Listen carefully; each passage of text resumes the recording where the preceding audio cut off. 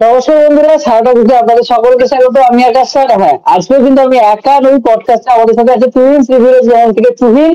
তবে আজকে আমাদের পডকাস্ট কিন্তু মার্বেল নিয়ে নয়, আজকে আমাদের পডকাস্ট হলিউড ছবি নিয়ে নয়, বলিউড ছবি নিয়ে নয়, বলিউড দিয়ে। হ্যাঁ, আমি তো ভুলেই গেছিলাম তুহিন, আমাদের তো বলিউডই টপিক।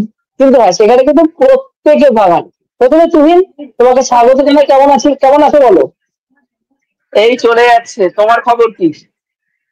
এই চলছে বন্ধু, সব ঠিকঠাকই চলছে মোটামুটি। তবে হ্যাঁ, বাংলার শিল্পীদের ওয়ার্ল্ড ক্লাস লেভেলে দেখে কিন্তু আগুন জাস্ট শরীরের মধ্যে ছড়িয়ে গেছে। তোমার কি অনুভব একটু বলো? মানে খাকি বাংলার দর্শকরা তো দারুণ রিভিউ দিচ্ছে, মানে সোশ্যাল মিডিয়া ভরে উঠে দিয়ে আসছে। বলো একবার।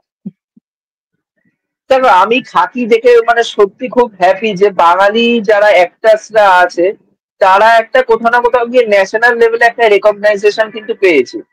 আজকে বুম্বাদা, শাশ্বত বাবু বা পরমব্রত এরা কিন্তু বলিউডে কিন্তু ভালো মতনই কাজ করেছে। কিন্তু জিদ্দা এই প্রথমবার বলিউডের কোন প্রজেক্টে কাজ করেছে যেটা বাংলারই একটা গল্প বলছে।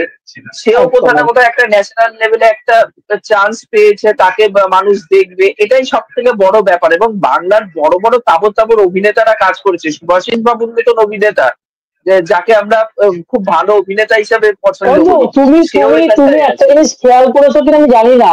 মানে এখানে খুব ছোট ছোট ক্যারেক্টার, মানে হয়তো ওদের 5 সেকেন্ড 10 সেকেন্ড রয়েছে, তারা কিন্তু বাংলা একটা একটারা রয়েছে। মানে জিমি হ্যাঁ, টিভিটের যারা হ্যাঁ, হয়তো বহু বছর, তুমি ওই সুমিত গাঙ্গুলিকে দেখো, মানে খুব ছোট হ্যাঁ, রোল, হয়তো বলিউডের কাউকে দিয়ে দেওয়া যেত, তারা কিন্তু বাংলা থেকে খুঁজে বের করেছে। হ্যাঁ, মানে তারা কিন্তু ওদেরকে সুযোগ দিয়েছে। মানে এটা কিন্তু একটা দারুণ ব্যাপার। নীরজ পান্ডে, সত্যিই সেলুট, তাই। Salute, salute. আর তার থেকেও বড় কথা হচ্ছে যে আমরা দুইজন কিন্তু বলে রাখি যে আমরা দুইজন কিন্তু নীরাজ পান্ডের কাজের কিন্তু ফ্যান। আমরা কিন্তু সেটা আগে থাকতে বলে রাখলাম। একদম, একদম। আর তার থেকেও বড় কথা আরেকটা ছোট্ট কথা বলতে চাই। মিম চক্রবর্তী এত সুন্দর একজন অ্যাক্টার, তাকে বলিউড একদম। কিন্তু কোনোদিন ইউটিলাইজ করলো না, তার কাজকে নিয়ে অতটা কেউ অ্যাপ্রিসিয়েশন করে না কিন্তু। কিন্তু মানে সুযোগ এখানটায় দেখো দেওয়া হয় তাকে না। যত তুমি ভাবো, মানে মিঠুন চক্রবর্তীর ছেলে আজকে ভাই, এলি টেলি যারা রয়েছে তারা, মানে তুমি ভাবো না, তাদের ভাইপো ভাইজিদের জন্য একটা ছবি লঞ্চ করে দিচ্ছে, ঠিক আছে? মিঠুন চক্রবর্তী লোকটা ভাবো, মানে কতটা সহজ মানে সাদা শীতের লোক, ঠিক আছে? তুমি নিজের দমে যদি পেতে পারো, দুজন ছেলেকে বলেছে নিজের দমে পাওয়া ভাই, ঠিক আছে? তাকে যখন একটা হুম, দেওয়া হুম। হলো রোলটা, তাহলে জিতের পাশে একটা গুরুত্বপূর্ণ রোল, এবং শেষ অব্দি কিন্তু তার একটা বড় পজিশন রয়েছে সিরিজের মধ্যে। মানে জাস্ট পাঠিয়ে দিয়ে বেরিয়ে গেল। নিমো যদি ক্যারেক্টারটা না করতে পারতো, শেষে জমতো না অনেক। ঠিক আছে, মানে না, তার পাশে আর ওই যথেষ্ট মেয়েটা অনেকটা অনেকটা ইয়ে লাগছিল, ফিকে লাগছিল, আওয়াজ ফিকা করে মেয়েটাকে। আর যথেষ্ট কিন্তু ম্যাসকুলিন ওয়েতেই কিন্তু দেখানো হচ্ছে। ওই যখন ওকে মেয়েটাকে বসে ওকে কনফ্রন্ট করবে এবং ও যখন এই হাতটাকে ঘোরাবে, যথেষ্ট ম্যাসকুলিন লাগছিল তাকে দেখতে। এত সুন্দর লাগছিল বলে বোঝানোর মতন না। কিন্তু তাকে দুঃখের ব্যাপার, কোনো ইন্ডাস্ট্রিতেই তাকে সেইভাবে ইউজ করা হয়নি, না বাংলায় না বলিউডে কোনো জায়গায় তাকে ইউজ করা হয়নি। তুমি এটা এই একটা একটা সিনেমা বলছো, ওটা দেখেছো কিনা জানি না, হন্টেড বলে একটা সিনেমা করেছিল মিম হ্যাঁ, হ্যাঁ, হ্যাঁ, চক্রবর্তী। ওই দেখেছি, সিনেমাটা দেখেছি, দেখেছো? দেখেছি, দেখেছি, দেখেছি, দেখেছি, দেখেছি। সিনেমাটা আমার নিমো দারুণ দেখেছি, লাগে। নিমো ভালো ছবি, ভালো ছবি। দারুণ লাগে। আসলে প্রচারটা একটা বড় ব্যাপার না, হয়তো জানি যে প্রচার, এবং ওই যে আমাদের সেই ঘুরে ফিরে আসার বন্ধু একই কথা, যে অমিতাভ বচ্চনের ছেলে অমিতাভ বচ্চনের মতো হবে, ঠিক আছে? বা হ্যাঁ, বা মানে মিঠুন চক্রবর্তী আরে ভাই, এরকম হয় না, সবার নিজস্ব একটা পার্সোনালিটি রয়েছে, ঠিক আছে? এবার তাকে তুমি সেভাবে গ্রহণ করো। আর বন্ধু, ভালো কথা, একটা সিন আমার মনে পড়লো, তুমি এটা খেয়াল করেছো? 6-7 নম্বর সিনটা, 6-7 নম্বর এপিসোডে ছিল, যেখানে একটা ক্রিমিনালকে ধরবে মিঠুন চক্রবর্তী, ঠিক আছে? মানে একটা সেলুন থেকে ধরবে, সেই সেলুনে মিঠুন হুম, হুম। চক্রবর্তীর ওপরে ছবি ছিল, দেখেছো? এটা হ্যাঁ, ট্রিবিউট দেওয়া হ্যাঁ, হয়েছে। হ্যাঁ, হ্যাঁ, হ্যাঁ, দেখেছি। ওটা দারুণ দেখেছি, ওটা দারুণ লেগেছে ট্রিবিউট ওটা। দিয়েছে খুব ছোট করে কিন্তু। ছোট্ট করে একদম মিঠুন চক্রবর্তীকে। ওটা আমি স্ক্রিনশট করে রেখেছি, ঠিক আছে? মানে ওটা মজা পেয়েছি ভাই। আচ্ছা, যাক, বলো, মানে এই সিরিজটা নেটফ্লিক্সে এই মুহূর্তে ট্রেন্ডিং 1-এ চলছে, ঠিক আছে? মানে এটা একটা বিরাট বড় পাওয়া, যেখানে পুষ্পা ছিল, পুষ্পাকে ছাপিয়ে গিয়ে ট্রেন্ডিং 1-এ চলছে। মানে এটা হ্যাঁ, কতটা, মানে বাঙালির জন্য এটা কতটা পাওয়া, তুমি বলো? দেখো, বাঙালিদের জন্য তো এটা একটা বড় পাওয়া যে আল্লু অর্জুনের মতন এত বড় একটা স্টার যে প্যান ইন্ডিয়া লেভেলে পুরো দাপিয়ে বেড়াচ্ছে এখন। এবার তাকে কোথাও না কোথাও টপকে গেছে হচ্ছে খাকিদা বেঙ্গল চ্যাপ্টার এই সিরিজটা। ঠিক আছে, এটা তো একটা বড় ব্যাপার। আর বাংলায় এত বড় বড় যে যতগুলো অ্যাক্টর অ্যাক্ট্রেসকে আমরা কাজ করতে দেখতে পাচ্ছি, সেটাও আমার সব থেকে বড় পাওনা। কিন্তু আমি যেটা মনে করি যে এই যে ফাঁকিদা বেঙ্গল চ্যাপ্টার যেরকম কাজ হয়েছে, সেটাতে কিন্তু আলটিমেটলি বাংলা ইন্ডাস্ট্রি কিন্তু কোনো লাভের লাভ হবে না। বাংলা ইন্ডাস্ট্রি যেইভাবে চলছে সেইভাবেই কিন্তু চলবে। হয়তো হতে পারে যে যারা কাজ করেছে, সুভাষিস বাবু প্রথমবারের জন্য হিন্দিতে কাজ করলো, বা জিৎ প্রথমবারের জন্য হিন্দিতে কাজ করলো, তারা কিন্তু কোথাও না কোথাও গিয়ে একটা ছোটখাটো হলেও রেকগনাইজেশন পাবে ন্যাশনাল লেভেলে। পরবর্তীকালে হয়তো সিনেমার জন্য বা সিরিজের জন্য এদেরকে অ্যাপ্রোচ করা হলো। আমি তো দেখতে চাই আজকে বোমবাদা যেরকম হিন্দিতেও কাজ করছে, বাংলাতেও কাজ করেছে, সেরকম মিঠুন চক্রবর্তী হিন্দিতেও কাজ করছে, বাংলাতেও কাজ করছে। আজকে এদেরকেও দেখতে চাই যে এরাও ভালোভাবে যাতে হিন্দিতে কাজ করুক, বাংলাতেও কাজ করুক, দুই জায়গায় সমানভাবে কাজ করুক। এটা বাঙালিদের কাছে একটা বড় ব্যাপার হবে, কিন্তু ইন্ডাস্ট্রির কোনো আলটিমেটলি চেঞ্জ কিন্তু হবে না, এটা আমার মনে হয়। আচ্ছা, মানে তাহলে তুমি কি বলছো যে মানে মানে এই যে বাংলার শিল্পীরা তো আগেও কাজ করছে, মানে পরমব্রত শাস্ত্রকে তো আমরা আগে দেখেছি বা আমি বুম্বাদাকে দেখেছি, মানে এটা কি কোথাও গিয়ে যে বাংলার ধরো বাইরের প্রযোজক বা বাইরের ডিরেক্টররা তারা বাংলা ধরো লগ্নি করলো, যে টাকা ফেলে সিনেমা করতে চাইলো এখানে, মানে এটাও কি কোনো দিক থেকে লাভ নয়? তোমার কি মনে হচ্ছে কোনো দিকে কি বাংলা ইন্ডাস্ট্রি গিয়ে যাচ্ছে না? মানে তুমি কি বলতে চাইছো, মানে বলিউডের কোনো প্রযোজক এসে যদি বাংলা সিনেমা বানায় সেটা কথা বলতে চাইছো? একদম একদম, তারা দেখো, এখানে টাকা ঢালতে চাইলো।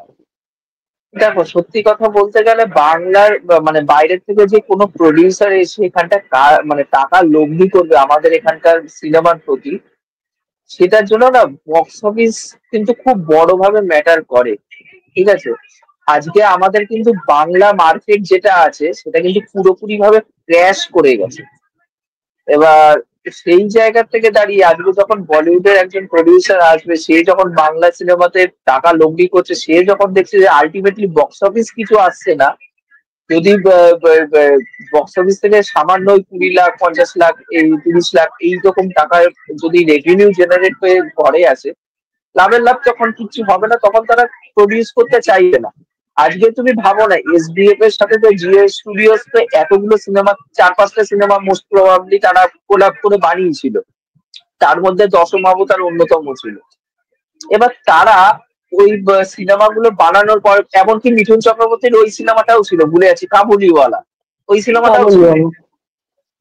এবার সেই জায়গা থেকে দাঁড়িয়ে জিও স্টুডিও কেন এখানটায় টিকতে পারলো, কেন তারা চলে গেল? তারা তো চাইলে আরো তো সিনেমা এখানটায় অন্য প্রোডাকশন হাউসের সাথে কোলাব করে তারা যৌথ প্রযোজনা করতে পারত। তারা দেখেছে আলটিমেটলি এখানে কোনো বক্স অফিস নেই, এখানে ফুটফল নেট মানে যেটা আসবে বক্স অফিস থেকে সেটা নেটফল জিরো হবে, এর জন্য তারা বেরিয়ে গেছে। আর এবং একটা এবং টাইমে তুমি তুমি তুমি যদি তুমি ভাবো মানে আমরা বাঙালিরা এতটা মানে মানে এতটা মানে ছোট লোকে আমি বলবো, ঠিক আছে কথাটা আমি বলছি কারণ মানে বাংলার একটা সিরিজ রিলিজ করেছে, ভালো সিরিজ, তারা কেউ কেউ একটা এপিসোড দেখছে, কেউ কেউ কিছুটা দেখে বলছে এটা কিছুই হয়নি। ভাই তুমি দেখো পুরো সিরিজটাকে আগে দেখো, 7টা এপিসোড দেখো। তুমি এমন কেউ নয় যে ভাই তুমি হলিউডের বিশাল সিরিজ সিনেমা দেখে বিশাল নিজে পেকে গেছো আর কি, ঠিক আছে সেটাকে দেখো। একটা যেখানে ক্রিটিক্স ভালো বলছে, যেখানে পজিটিভ রিভিউ আছে, ফেসবুকে নিজেকে কুল সাজানোর জন্য বা কুল সাজার জন্য, ঠিক আছে, আরে নেগেটিভিটি করে ছড়িয়ে দিচ্ছে আর কি দর্শকদের মধ্যে। দর্শকদের দেখার জন্য উৎসাহী করো, মানে বাঙালিরা নিজেদেরকে পেছন দেওয়ার জন্য সবসময় একটা লেলিয়ে থাকে। মানে তোমার কি মনে এটা হয় তো এটা এটা বাঙালিদের নিয়ে দেখো কি এটা বলবো, তো মানে বাঙালিদের এটা দেখো এটা তো এখন থেকে চলছে না, এটা অনেকদিন ধরেই চলছে যে বাঙালি বাঙালির পিছনে কাটি করতে ভালোবাসে। এটা আজকের থেকে না যে 1-2 বছর বা 10 বছর 12 বছরের ঘটনা, এটা জন্মান্তর থেকে এই জিনিসটা চলে আসছে। কিন্তু তুমি যদি একটা জিনিস ভাবো, তোমার যদি আগের কোশ্চেনটা আমি ফেরত যাই, যে বাংলায় আরো একটা কারণ আছে প্রডিউসার টাকা না লাগানোর। তুমি দেবের যে সিনেমাটা শের শের না, মানে বলতে গেলে সিনেমাটা রিলিজই হয়নি, শোনা যাচ্ছে এখন রিলিজ হবে, তাও আবার শোনা যাচ্ছে ওই সিনেমাটা পোস্টপন করা হবে, ধূমকেতু সিনেমাটা। ধূমকেতু সিনেমাতে যেরকম দেবও একজন প্রডিউসার, রানা সরকারও একজন প্রডিউসার, আর একটা বলিউডের প্রডিউসারও কিন্তু আছে, ভায়াকম 18। এবার ভায়াকম 18-এর সাথে সেই টাইমে রানা সরকারের একটা ঝামেলা হয়ে যায়, যে রানা সরকার টাকা পেমেন্ট করেনি, কিছু কিছু টাকা বকেয়া ছিল, এইসব নানা রকম কারণে ভায়াকমের সাথে একটা রানা সরকারের ঝামেলা যখন হচ্ছে, যখন বাইরের থেকে একটা মানুষ আসছে, সেই মানুষটা তো দেখতে পাচ্ছে যে এই ইন্ডাস্ট্রির এই অবস্থা, তার মধ্যে নিজেরা নিজেদের মধ্যে খাওয়া খাই করে মরছে, ঠিকঠাক করে পেমেন্ট দিচ্ছে না, তখন তো প্রতিচ্ছবিটা তো বাইরে সেটা তো ভালো আসছে না। এর জন্য কিন্তু দেখো অন্য কোনো প্রোডাকশন হাউস আসছে না। আজকে জিতের যেই সিনেমাটা আছে রয়্যাল বেঙ্গল টাইগার, যেখানটা আবির ছিল, আবির অ্যাকচুয়ালি দারুণ দারুণ অভিনয় করছে। দারুণ ছবি, তা খুব আন্ডাররেটেড জিৎ ছবি, একটা কিন্তু খুব ভালো ছবি। খুবই আন্ডার রেটেড সিনেমা। এবার সিনেমার প্রডিউসার কে ছিল? প্রডিউসার তো তোমার ছিল হচ্ছে Niraj Pandey, Friday storyteller. এবার সে তো ওই একটা সিনেমা প্রডিউস করার পর কিন্তু সে কিন্তু আর কোনো নেক্সট সিনেমা প্রডিউস করেনি বাংলা। সে যা প্রডিউস করেছে সব হিন্দিতেই করেছে। সে দেখেছে যে নিশ্চয়ই এখানটায় কিছু নিজেদের মধ্যে খাওয়া খাইয়ের একটা ব্যাপার আছে, প্লাস এখানটা মার্কেট বড় না, মার্কেট ক্র্যাশ করে গেছে তুমি এখানটা। ভাবো না, এসবিএফ মতো প্রোডাকশন হাউস তাদের বাংলাদেশে যেতে হচ্ছে, তাদেরকে অন্য জায়গায় গিয়ে আরেকটা প্রোডাকশন হাউস খুলতে হচ্ছে, শুনছি বাইরে পাঞ্জাব টাঞ্জাব একটা খুলবে নাকি তারা। মানে কেন ভাই, যেখান থেকে তারা কোটি কোটি টাকা ইনকাম করেছিল, মানে একটু লজ্জার ব্যাপার, বাঙালি কিছু লজ্জা। মার্কেটটা দেখো ক্র্যাশ করে গেছে। তুমি একটা ইন্টারভিউ না পডকাস্ট কাইন্ড অফ হিন্দি একটা চ্যানেলে শ্রীকান্ত মহতা গিয়ে রিসেন্টলি, হয়তো 1-1.5 মাস হবে, সে একটা পডকাস্টে প্রায় 1-1.5 ঘন্টার একটা পডকাস্ট, আমি পডকাস্টটা দেখেছি প্রায় 1 ঘন্টা মতন। ওখানটায় সে বারে বারে একটাই কথা বলছে যে মার্কেট পুরোপুরি ভাবে ক্র্যাশ করে গেছে। সে কিন্তু এখন তুমি কিন্তু এটা জানো কি জানো না জানি না, মুম্বাইতে কিন্তু একটা নিজেদের স্টুডিও কিন্তু আলাদা করে এসবিএফ খুলেছে, ঠিক আছে? আচ্ছা আর এসবিএফ কিন্তু এখন হিন্দিতে মানে সিরিয়াল প্রডিউস কিন্তু করছে তারা। অদ্রিজা রয় বলে একটা অ্যাক্ট্রেস আছে, সে কিন্তু হিন্দিতে সিরিয়াল করছে একটা, মানে ওই সিরিয়ালটা শেষ হয়ে গেছে, কিন্তু সেই প্রডিউসার হিসাবে কিন্তু এসবিএফ ছিল। এসবিএফ এখন পুরোপুরি চাইছে অন্য মার্কেট গুলো ট্যাপ করার জন্য, মানে তারা কিন্তু বাইরে মুভ করে যাচ্ছে আস্তে আস্তে। মানে তারা এটা হটস্টারের কতটা সাথে লজ্জা, collab কতটা করেছে। লজ্জার, মানে খুবই লজ্জার ব্যাপার এটা না। এগুলো পুরোপুরি মার্কেট ক্র্যাশের জন্য হয়েছে, আর কিচ্ছু না। বাঙালি, যাই হোক আমরা ওই টপিকসে ফিরবো, মন খারাপের কথা নয়, পরেই বললাম। আগে বলো, জিদ্দার কি কামব্যাক হলো? দেখো ওটিটি স্পেসে তো কামব্যাক তো হলো, কিন্তু ওটিটি স্পেসে এটা কামব্যাক ঠিক বলাও যায় না, কারণ সে কিন্তু প্রথমবারের জন্য কাজ করেছে ওটিটি স্পেসে। আমি বললাম যে জিদ্দার যে মানে জিদ্দার যে এন্ট্রি সিনটা, সেটা খুব ভালো ছিল। জিদ্দাকে আমার মনে হচ্ছে যে আরেকটু বড় করে স্পেস দেওয়া উচিত ছিল, যেখানে জিদ্দার থেকে মনে হচ্ছিল যে নীল চক্রবর্তীর ক্যারেক্টারটা অনেক বেশি ইম্পর্টেন্স রয়েছে সিরিজের মধ্যে, ঠিক আছে? আমার মধ্যে জিদ্দাকে আরেকটু ঘষা মাজা করা উচিত ছিল, এবং মানে 100%-এর মধ্যে 90% কামব্যাক হয়েছে, 10% কোথাও যেন একটু কম মনে হয়েছে। এবং লাভ সিকোয়েন্স গুলো, মানে এই রোমান্টিক সিনটা কোনোভাবে কিন্তু জমেনি, কোনোভাবে রোমান্টিক সিনটা আমার কাছে জমেনি, ঠিক আছে? তো এটা আমার কমতে মনে হচ্ছে, কিন্তু হ্যাঁ 90%, যে এটা যদিও কারোর একার শো নয়, মানে জিদ্দা বলো, প্রসেনজিৎ বুমাদা বলো, কারোর একার শো নয়, সবার শো, সবার সবার শো। তুমি বলো, তো তুমি বলো তোমার কাছে কিরকম, বলো জিদ্দাকে নিয়ে একটু বলো। দেখো আমি কামব্যাক আমি প্রপারলি বলবো না, তার একটা কারণ ওটিটি স্পেস আলাদা ভাবে ওয়ার্ক করে এবং সিনেমা হলে যা অডিয়েন্স আছে সেটা আলাদা ভাবে ওয়ার্ক করে, ঠিক আছে? এবার যদি সিনেমা হলে যদি কোনো সিনেমা আসতো, ধরো খাকি দা বেঙ্গল চ্যাপ্টার একটা সিরিজ বা একটা সিনেমা, এইবার সেটা বক্স অফিসে রিলিজ করেছে, আমাদের বাংলারই কাজ ধরে নাও, এটা কোনো হিন্দির কাজ আমি ধরলাম না, বাংলারই একটা কাজ আমি ধরলাম। এবার সেই কাজটা রিলিজ করেছে, রিলিজ করার পর যখন সেটা বক্স অফিস থেকে ইনকাম করে আনছে, ভালো একটা বক্স অফিস, যেরকম দেবদা এখন নিজের বক্স অফিস দিচ্ছে, সেরকম যদি বক্স অফিস করতে পারতো তখন বলা যেতে পারতো যে জিদ্দার সিনেমাতে কামব্যাক হয়েছে। কিন্তু এটা আমি প্রপার কামব্যাক হিসাবে ধরছি না। সে একটা কাজ করেছে, যে এটা হচ্ছে সবার একটা শো, এটা জিদ্দার একা সিনেমা, সরি সিরিজ নয়, এটা প্রত্যেকটা ক্যারেক্টারই প্রধান ক্যারেক্টার, এবং সেখানটা জিদ্দা একটা চরিত্র ক্যারেক্টার প্লে করেছে। না, তুমি এটাও ভাবো যে আরে জিদ্দার কিন্তু এবছরটা খুব খারাপ বছর, মানে সেই হিসেবে ধরলে কোনো কাজ নেই হাতে। লায়ন এখনো পর্যন্ত কোনো ফাইনাল কিছু ডেট হয়নি, আর মানে ওটা তো বাংলাদেশের কাজ আমি ছেড়েই দিচ্ছি, ঠিক আছে? তো সেখানে দাঁড়িয়ে একটা এত বড় ওটিটি প্ল্যাটফর্ম, মানে আমি মনে করছি এটাই জিদ্দার জন্য এবছর একটা বড় বড় কাজ আর কি, ঠিক আছে? মানে এই লোকটা যে এত বছর ধরে বাংলা ইন্ডাস্ট্রি, এটা একটা আমাদের দুঃখেরও কারণ, এটা আমরা আলোচনা করতে পারি, যে লোকটা 25 বছর ধরে প্রায় সার্ভ করছে বাংলার জন্য, ঠিক আছে? মানে তার হাতে বছর কোনো কাজ নেই। মানে বাসি প্লেন ছেড়ে দিলাম, বুমেরাঙের মতো একটা ছবি তো থাকবে, বা রয়্যাল বেঙ্গল টাইগারের মতো একটা ছবি তো থাকবে, অপডেট করে ছবি তো থাকবে, কোনো কাজ নেই ভাই। মানে মানে এটা মানে এটা যে দুঃখের বলবো না সুখের বলবো, মানে আমি জানি না। বলো, কিছু এক্সপ্লেন করো একটু, এই দুঃখটাকে একটু দেখো, দেখো। মেন মেন মেন ঘটনা হচ্ছে যে যদি জিতের ফিল্মোগ্রাফি দেখো, নিজস্ব প্রোডাকশন হাউসে যেগুলো করেছে পরপর, রাবণ, চেঙ্গিজ, বুমেরাং, বা আগে যে সিনেমাগুলো তার নিজের প্রোডাকশন হাউসে করেছে, মানুষ। পরপর সিনেমা না মানুষ করেছে, এগুলো না ফ্লপ বা ডিজাস্টার বা সেমি হিট বা অ্যাভাব অ্যাভারেজ এরকম টাইপের প্রত্যেকটা বক্স অফিস কিন্তু গেছে। মানে খুব যে এটা হয়তো জিৎ ফ্যানরা হয়তো রাগ করতে পারে, কারণ আমি হিউজ ফ্যান, জিতের ডাইহার্ড ফ্যান বলা যেতে পারে, কিন্তু আমি ফ্যানাটিক নেই, এটা আগে সবার আগে ক্লিয়ার করতে চাই। ফ্যান কিন্তু ফ্যানাটিক নেই। কিন্তু এটা সত্যি কথা, কারণ আজকে এটা শোনার দরকার, কারণ এই যে এত বাড়বাড়ি বক্স অফিস করেছে, করার পর কি হচ্ছে, সে একটা হিউজ কিন্তু লস খেয়ে গেছে।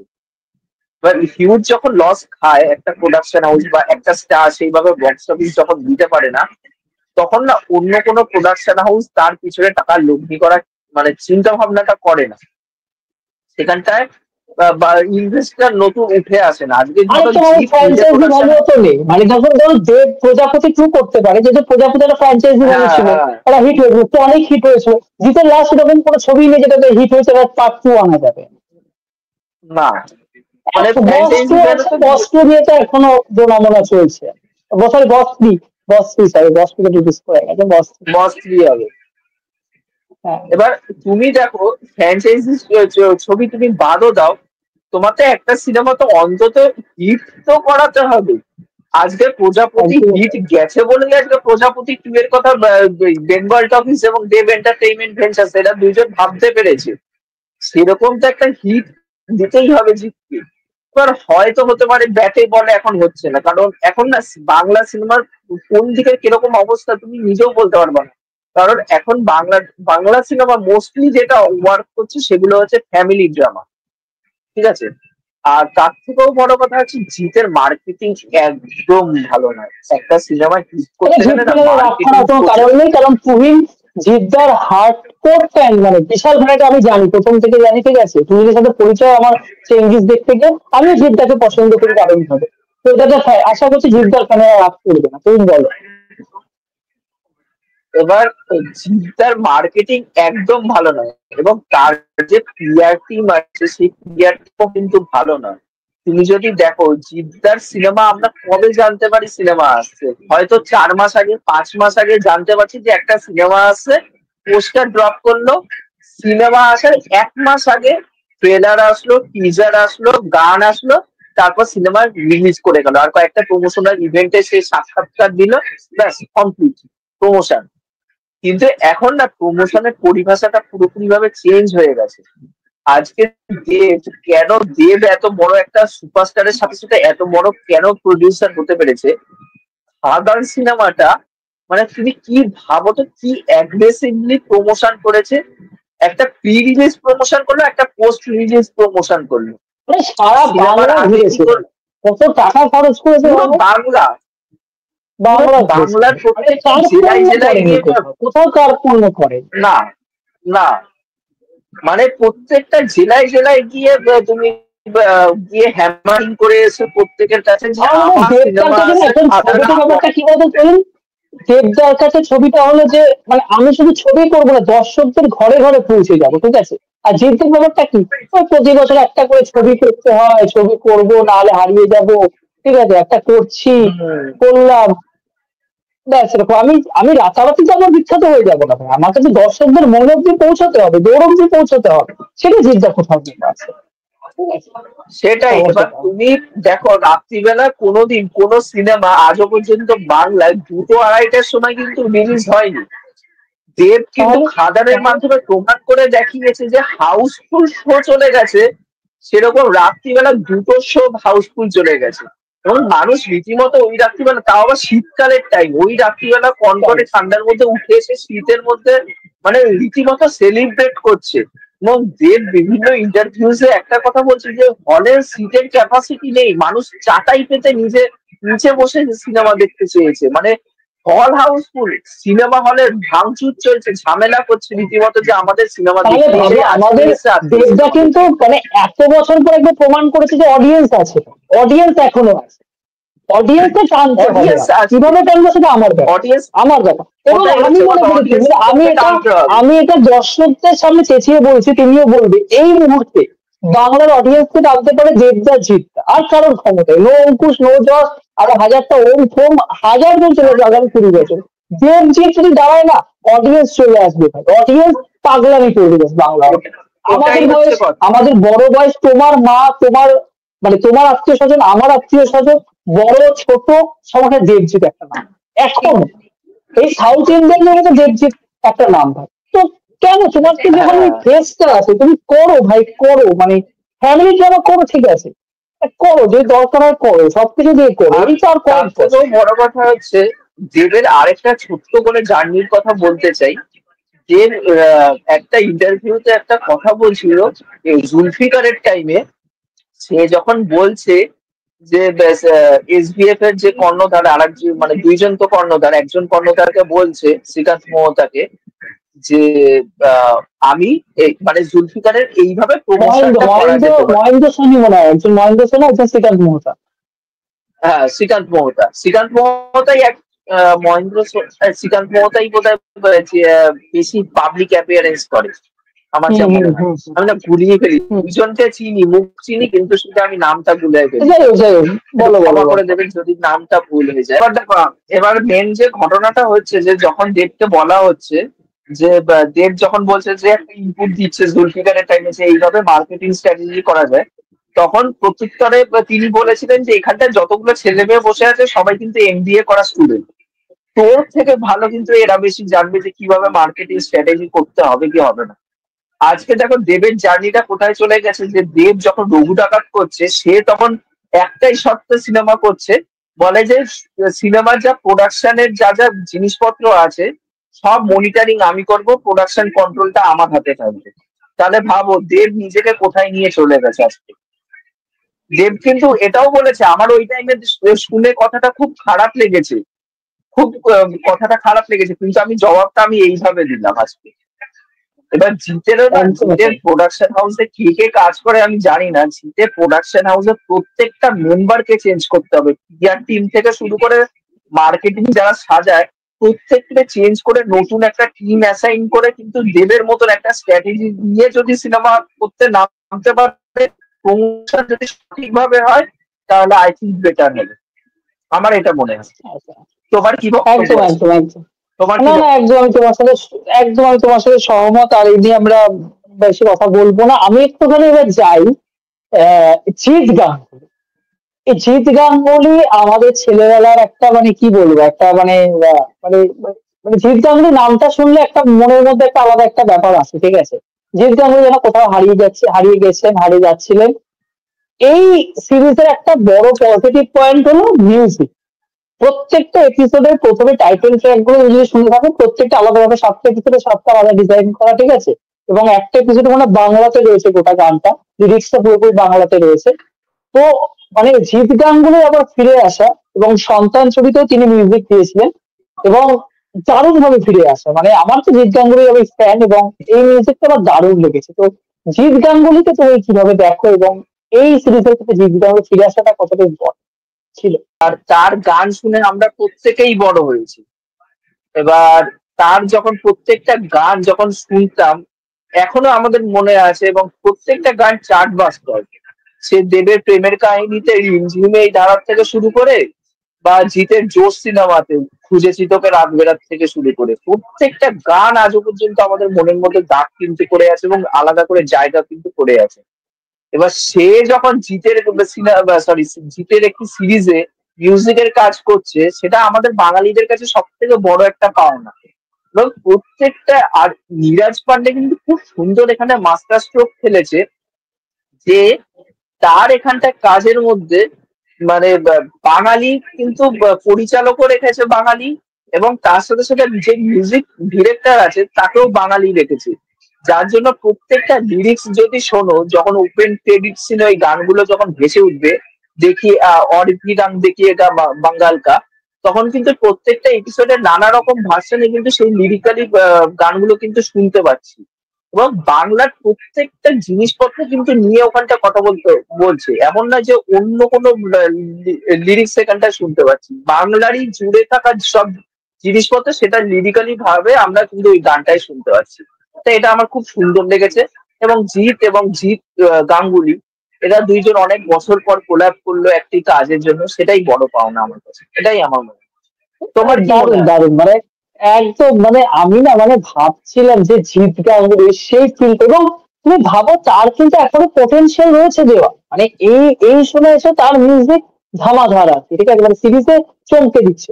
সন্তানে তুমি যদি, আমি জানি না তুমি সিনেমাটা দেখেছো কিনা, হইচইতে এসছে, না দেখলে দেখে নিও তুমি, ঠিক আছে, তার মিউজিক তুমি দেখবে, গানগুলো কিন্তু খুব ভালো, ঠিক আছে, যে কটা গান হ্যাঁ, রয়েছে গান মিউজিক, ব্যাকগ্রাউন্ড মিউজিক যখন সিনেমা দেখবে প্রত্যেকটা মোমেন্টে, মানে ফ্যামিলির ড্রামা ছবি হওয়া সত্ত্বেও ব্যাকগ্রাউন্ড মিউজিক একটা অন্যরকম একটা ভাইবস দিচ্ছে, ঠিক আছে।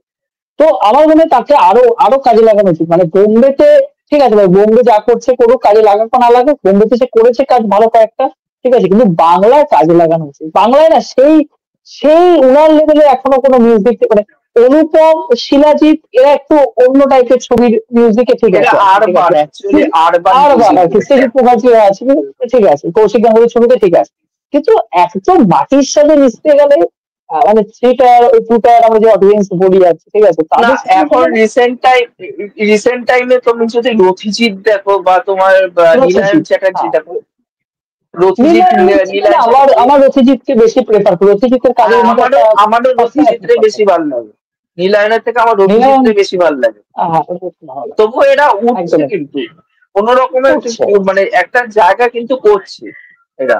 তুমি করছে, দেখো রথিজিৎ একদমই, যেসব গান করেছে খাদানে, সেসব গান কতগুলো সুন্দর হয়েছে কিন্তু বলতো।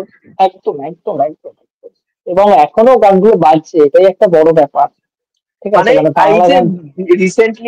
রিসেন্টলি বিয়ে সিজন গেল, হায়রে বিয়ে হলো কেন, এই গানটা প্রত্যেকটা বিয়ে বাড়িতে আমি শুনেছি, প্রত্যেকটা যেখান একদম থেকে আমি গেছি সেখানটায় আমি গিয়ে শুনেছি। একদম। আচ্ছা বন্ধু, আমাকে একটা কথা বলো, আমরা জিৎদাকে নিয়ে তো পড়ে থাকলে হবে না, সিরিজটা তো একটা বড় সিরিজ, আর আমরা সব দিকে মোটামুটি আলোচনা করলাম। ধুমবাদ, প্রসেনজিৎ চট্টোপাধ্যায় একটু বলো, মানে এই লোকটা কেমন, এই লোকটার একটা গুরুত্বপূর্ণ রোল, আমি দর্শকদের স্পয়লার দেবো না, সেই সব দেখতে হবে ভাই সিরিজ, ঠিক আছে, শেষে হয়েছে অবাক আছে বুম্বাদাকে দিয়ে, ঠিক আছে, তো একটু বুম্বাদাকে না নিয়ে না, বলো, একটু বুম্বাদা কেমন একটু ভাই? একটু স্পয়লার না দিলে আমি বোমবালটাকে নিয়ে আলোচনা করতেই না না পারবো না না। স্পয়লার দেবো না, স্পয়লার দেবো না না, না কিন্তু স্পয়লার, না না, স্পয়লার একটু দিতেই হবে বস, এটা না স্পয়লার দিতে হবে না। আমি আচ্ছা ঠিক আছে, বলো স্পয়লার দাও। আমি একটাই কথা বলতে চাই যে আই লাভ ইউ বুম্বাদা, তোমার কাজ আমার খুব ভালো লাগে। এবং এখানটায় তোমার অভিনয় পার্সোনালি আমার দুর্দান্ত লেগেছে। মানে একটা জায়গা আছে যখন জিদ্দা এবং একটা সিন, বুম্বাদা দুইজন একটা পাশা, সিন আমি বলতে চাই, দর্শকরা দেখেছে সুভাষিতের সাথে সিনটা, আমার একটু বলে, একটু খালি ভেতরে নিয়ে গিয়ে কি করবে। সব সব আস্তে আস্তে আসছি, মানে সিন বাই সিন ধরে আসছি। প্রথমে যদি তুমি দেখো জিদ্দার সাথে একটা সিন আছে বুম্বাদার, একটা ক্লাবের মধ্যে সিন হবে, তা ওইখানটায় বুম্বাদা মানে কতটা ঠান্ডা মাথার ভিলেন সেটা কিন্তু তার অভিনয়ের মাধ্যমে পরিষ্কার বুঝিয়ে দিচ্ছে ওই কাজের মধ্যে। সে কিন্তু ঠান্ডা মাথায় জিতকে থ্রেট করছে ওখানটা বসে বসে, যে এত কিছু তো হলো, বাঘা তো মারা গেল, এত কিছু হলো, তোমার তো এবার 2 দিন বাদেই ট্রান্সফারের অর্ডার চলে আসবে, তুমি এখান থেকে চলে যাবে, আর কি করতে পারবে তুমি। এই যে ঠান্ডা মাথায় যেভাবে দিচ্ছে থ্রেটটা, সেটাই তো কয়জনে দিতে পারে, সেটা কয়জনে দিতে পারবে তুমি বলো তো। আর তার থেকেও বড় কথা, আরেকটা সিন আছে যেরকম সুইচ অন সুইচ অফ করতে পারে এই অভিনেতাটা, দুর্দান্ত লেগেছে ওই জায়গাটা। তুমি যদি ভালো করে খেয়াল করে দেখো, বাড়ির মধ্যে একটা সিন ছিল যখন বুম্বাদা রাগ করে কাঁচের টেবিলের মধ্যে বাড়ি একদম, মারবে এবং কাঁচের টেবিলটা ভেঙে যাবে, তখন বৌমা ঘর থেকে ছুটে এসে বলবে যে বাবা কি হয়েছে, বলে আমি তো কিছু জানি না, এটা হয়তো কোনো সেটিং এর গন্ডগোল ছিল তাই ভেঙে গেছে। আবার যখন বৌমা আমার ঘরে ঢুকে চাকরকে যাচ্ছে সুইচ চাকরকে অন বলছে হয়ে যে যাচ্ছে, পরিষ্কার করে দিবে, হ্যাঁ, সুইচ অন হয়ে যাচ্ছে, সে আবার অ্যাগ্রেশন মুড দেখাচ্ছে। আর যখন সিগারেটটা খাচ্ছে, মানে এটাই অভিনেতার মানে সূক্ষ্ম সূক্ষ্ম জিনিস আমি নোট করেছি ওখানটায়। সিগারেটটা খাচ্ছে, সিগারেটটা যখন খায় মানুষ, আমি যেহেতু সিগারেটটা খাই আমি বুঝতে পারি ওই সিনটা। সিগারেটটা খাচ্ছে সেটা রিল্যাক্স ভাবে কিন্তু খাচ্ছে না, কোথাও না কোথাও আচ্ছা রাগ, আচ্ছা। একটা মনের মধ্যে হ্যাঁ হ্যাঁ। ভয়, ওই ঠোঁটের টানটা এবং হাতে ধরা স্টাইলটা দেখলে সেই জায়গাটা বোঝা যাচ্ছে মানে এইটুকুনি সিনও কিন্তু সে কাজ করে বেরিয়ে গেছে। এবং আরেকটা সিন দারুণ আছে দারুণ। যখন শুভাশিস বাবু চিল্লাবে, এবং ওটা আইকনিক সিন, আমি ফেসবুকেও শেয়ার করেছি, একটা পোস্ট অনেক অনেক পেয়েছিলাম, শেয়ার হয়েছে, অনেক শেয়ার হয়েছে, হ্যাঁ। আমি শেয়ার করেছি যে ঘরে যখন ঢুকাবে তখন বলবে, বলে আমি একটু বেশি বকে ফেলেছি না, বলে হ্যাঁ, বলে থাপ্পড়, 31 থাপ্পড় মানে সুভাষিস বাবুরে। এবং সেকেন্ড টাইমে আবার যখন সুভাষিস বাবুরে বলবে যে কি যেন দেখে সুভাষিস বাবুর ক্যারেক্টারটার নামটা ভুলে যাচ্ছি, বলছে যে দাদা ওটা সিএম চলো হয়েছিল, তাহলে সিএম। একটুখানি আমরা, হ্যাঁ সিএম ছিল, বলে যে দাদা চলো আমরা আবার আলাদা করে কথা বলি, তখন সুভাষিস বাবু গ্লাসটা নিয়ে জল খাবে। ওই দুটো সিন জাস্ট হিলেরিয়াস ছিল, হিলেরিয়াস, আমার দুর্দান্ত লেগেছে। বুমরা, বুমরা মিস্টার ইন্ডাস্ট্রি, কোনো কথা হবে না বস। সত্যিই তাই, সত্যিই তাই। আচ্ছা একজন আমরা মানে ওই যে, শাশ্বত, আচ্ছা হ্যাঁ আমরা বলো আমরা বলো। আমরা শাশ্বতকে দেখেছি আগে, মানে শাশ্বত তো দুর্দান্ত ভিলেনের রোলও করেছে, কাহানিতেও দেখেছি। এখানে আমরা ট্রেলারে দেখতে পেয়েছি সে ভিলেন হিসেবে প্লে করছে। পরমব্রতকে আমরা আগে বহু কাজকে দেখেছি, সিরিজে দেখি, আরণ্যক বলে একটা সিরিজে তাকে গুরুত্বপূর্ণ রোলে দেখেছিলাম, আরো কাজ করেছেন তিনি। মানে তাদের রোল নো ডাউটলি ভালো, এটা তুমিও স্বীকার করবে, খুবই ভালো। আহ, দুজন যে ভিলেন, মানে তার ডান হাত বা হাত আর কি, ঠিক আছে। রঞ্জিত আর একজনের নামটা আমি খেয়াল করছি না, রঞ্জিত আর একজন জানাচ্ছে, এই দুজনের সাগর আদিল সাগর আদিল সাগর এবং জাফর খান। মানে সাগর, হ্যাঁ সিরিজের সাগর এবং ক্যারেক্টার। রঞ্জিত আর কি, হ্যাঁ। এদের অভিনয় দর্শকদের মন কেড়ে নিয়েছে, মানে সবাই কথা বলছে যে এই দুজন ভিলেন, বিশেষ করে ঋত্বিকের যে চরিত্রটা আছে, আদিলের যে ক্যারেক্টারটা, দুটোই মন কেড়ে নিয়েছে। তুমি একটু বলো মানে এই ভিলেন, ভিলেন কি সিরিজকে ওপরে লেভেলে উঠিয়ে দিয়েছে, কি মনে হয়? অবশ্যই, অবশ্যই, কারণ এরা টপ দুজন নচ, যেভাবে টপ নচ। পারফরমেন্স দিয়েছে, দুর্দান্ত পারফরমেন্স ছিল। তুমি যদি রঞ্জিত ঠাকুর ক্যারেক্টারটার নাম, ওর যদি একটা সিনেমা করেছিল শিকারা বলে, দেখেছো কিনা জানি না, দেখেছি তোমার দেখেছি, সেটা আমার ভালো লাগে। হম। বিধু বিনোদ চোপড়ার সিনেমা ছিল ওটা, ওর প্রথম ডেবিউ সিনেমা ছিল বলিউডে। হম। সিনেমাতে আদিল জাফর খানের অভিনয়টা দেখো, ছেলেটির অভিনয় দুর্ধর্ষ, মানে তুমি এক করতে পারবে না দুটো ক্যারেক্টারকে। একদিকে শিকারার মতন একটা ক্যারেক্টার খুব ইনোসেন্ট, খুব লাভেবল একটা ক্যারেক্টার প্লে করছে, অন্যদিকে খাকি দা বেঙ্গল চ্যাপ্টারে মানে একটা রাগেড ক্যারেক্টার, যেটা পুরোপুরি মাস্তান টাইপের বলা যেতে পারে। সে একটা মানে আন্ডারবেলি থেকে উঠে আসছে এবং বড় মাফিয়া হওয়ার চেষ্টা করছে কলকাতার বুকে। মানে সেই যে ক্যারেক্টারটা প্লে করছে, দুটো ক্যারেক্টারের মধ্যে কন্ট্রাস্ট যেটা আছে সেটা দুটো খুব আলাদা করতে পারছে, পৃথকীকরণ কিন্তু খুব সুন্দর করে হচ্ছে, যেটা অনেক অভিনেতার মধ্যে কিন্তু দেখা যায় না সচরাচর। এবং ঋত্বিক ভৌমিকের যদি তুমি বান্দিশ ব্যান্ডিট কাজটা দেখেছো কিনা জানি না, হ্যাঁ অ্যামাজন দেখেছি প্রাইমে আছে। দেখেছি, হ্যাঁ। হম হম। বান্দিশ ব্যান্ডিট দুটো সিজনই আমার খুব প্রিয় সিজন। তা বান্দিশ ব্যান্ডিটা, ওর কাজ যদি দেখে থাকো, খুব দুর্দান্ত কাজ ছিল কিন্তু ঋত্বিক ভৌমিকের। এবার সে এখানটার মানে একটা লাভ স্টোরি টাইপের কাইন্ড অফ ছিল কিন্তু বান্দিশ ব্যান্ডিট। এবার হম হম ওখান হম। থেকে বেরিয়ে বেরিয়ে এসে একটা 360 ডিগ্রি উল্টো একটা ক্যারেক্টার করছে, মানে যেখানটা তাকে পুরোপুরি একটা গুন্ডার চরিত্রে অভিনয় করতে হচ্ছে। তার পারফরমেন্স এতটাই সুন্দর যে বলার বাইরে, আমার দুর্দান্ত লেগেছে দুইজনের অভিনয়। তোমার কিরকম দারুণ লেগেছে? দারুণ দারুণ দারুণ দারুণ বন্ধু, আমি লাস্ট দুটো প্রশ্নে যাবো, আর বড় করবো না, এবং দুটোই গুরুত্বপূর্ণ। এক হলো, এটা আমিও সহমত, সোশ্যাল মিডিয়া অনেকেই বলছে বা আমিও সহমত, যে খাকি দা বেঙ্গল চ্যাপ্টারে নারী চরিত্র রয়েছে ঠিকই, তাদের গুরুত্ব খুব একটা নেই, এবং তারা খুব একটা প্রভাব ফেলতে পারেনি আর কি সিরিজের মধ্যে, ঠিক আছে। এটা কতটা যথাযথ, আগে উত্তরটা দাও, আবার একটা বলছি। দেখো, একটা কথা আমি বলতে চাই, আমি একটু হয়তো লেন্দি হতে পারে ব্যাপারটা, আমি আমার ওপিনিয়নে আসার আগে আমি কিছু কথা বলতে চাই। তুমি যদি খাকি দা বেঙ্গল চ্যাপ্টার বা বিহার চ্যাপ্টার কাজগুলো দেখো, ওর মধ্যে না সাচ এস কোনো ক্যারেক্টার না ডেভেলপমেন্ট নেই। একটা ক্যারেক্টার যখন সিরিজ যখন হয় তখন কিন্তু সেটা ক্যারেক্টার ড্রিভেনই কিন্তু হয় বেশিরভাগ কাজগুলো। এটা প্লট ড্রিভেন তখনই আমরা দেখতে পারি যখন আমরা সিনেমা দেখি, তখন ওটা প্লট ড্রিভেন হয়, কারণ 2-2.5 ঘন্টার মধ্যে তোমাকে প্লটের মধ্যে নতুন হ্যাপেনিং কিছু দেখাতে হবে যাতে অডিয়েন্স এঙ্গেজ হয়ে থাকে। এবার তুমি সেখানটা যদি পার্সোনাল লাইফ এক্সপ্লোর করতে যাও, তাহলে সেই সিনেমাটা ছড়িয়ে লাট হবে, সেটা মানুষ দেখতে পছন্দ করবে না। সরি। কিন্তু তুমি সিরিজটা যদি দেখো, তারা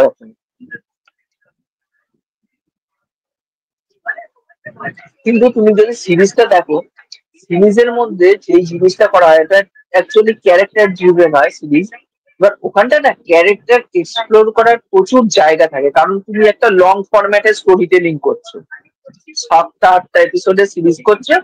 এবার যেখানটা প্রায় প্রায় 40 থেকে 50 মিনিট রানিং টাইম প্রত্যেকটা এপিসোডে, এখানটা তোমার স্কোপ থাকছে একটা ক্যারেক্টার ড্রিভেন সিরিজ বানানো, কিন্তু সেটা সিনেমায় হচ্ছে না। কিন্তু নীরাজ পান্ডের কাজ যদি দেখো, ও কিন্তু লং ফরম্যাটেই একটা সিনেমা বানাচ্ছে, জাস্ট ওটাকে কেটে কেটে ওটাকে এপিসোড অনুযায়ী ভাগ করে সেটাকে সিরিজ আকারে নিয়ে আসছে।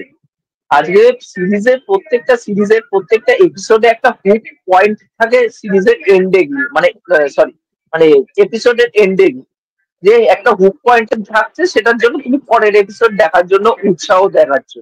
কিন্তু খাকি দা বেঙ্গল চ্যাপ্টার বা বিহার চ্যাপ্টার যদি দেখো, সেই হুক পয়েন্ট কিন্তু আসছে না। এবং সিরিজ হিসাবে যে খুব এক্সট্রাঅর্ডিনারি বা কিছু, সেটাও কিন্তু নয়। চেনা ছকেরই গল্প দেখছো, কিন্তু সেটা তোমাকে এঙ্গেজ করে রাখছে।